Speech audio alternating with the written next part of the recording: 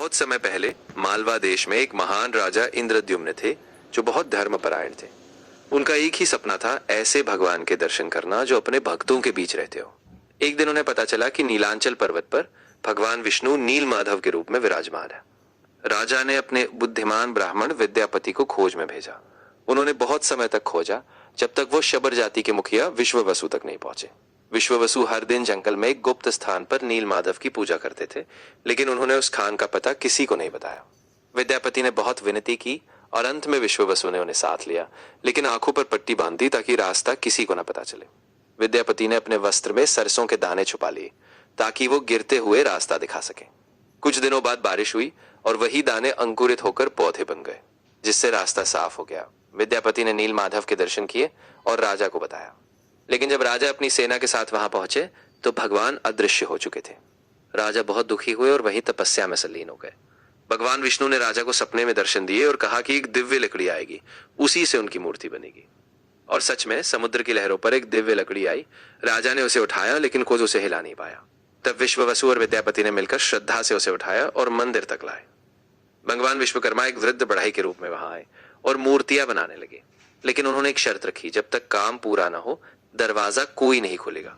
राजा ने शर्त मानी, लेकिन एक दिन राजा की रानी ने चिंता की और दरवाजा खुलवा दिया, लेकिन अंदर कोई बढ़ई नहीं था। केवल 3 अधूरी दिव्य मूर्तियां थी, जगन्नाथ, बलभद्र और सुभद्रा। राजा को अपनी भूल का एहसास हुआ, लेकिन तब आकाशवाणी हुई कि यही मेरा स्वरूप है। बाहरी सुंदरता नहीं, भक्त का प्रेम ही सबसे बड़ा है। उसी प्रेम से राजा ने मंदिर बनाया और तब से जगन्नाथ, बलभद्र और सुभद्रा पुरी धाम में भक्तों के बीच विराजते हैं।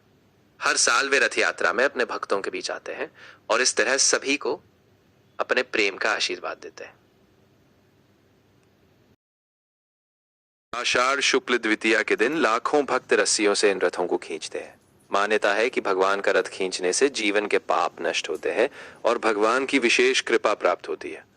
तीनों रथ श्री मंदिर से निकलकर गुंडीचा मंदिर पहुंचते हैं। भगवान वहां लगभग 7 दिन तक विश्राम करते हैं। इस दौरान लाखों श्रद्धालु उनके दर्शन करते हैं। इसके बाद भगवान उसी भव्य यात्रा के साथ वापस श्री मंदिर लौटते हैं। इस वापसी यात्रा को बहुधा यात्रा कहा जाता है। रास्ते में भगवान अपनी प्रिय भक्त अर्धासिनी माँ और मौसी माँ मंदिर में भी रुकते हैं।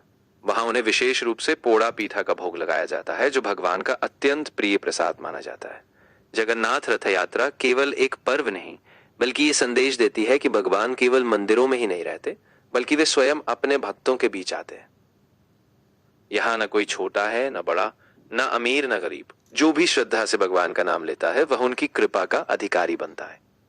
इसी कारण जगन्नाथ को पतित पावन कहा जाता है, अर्थात ऐसे भगवान जो बिना किसी भेदभाव के हर भक्त को अपनाते हैं।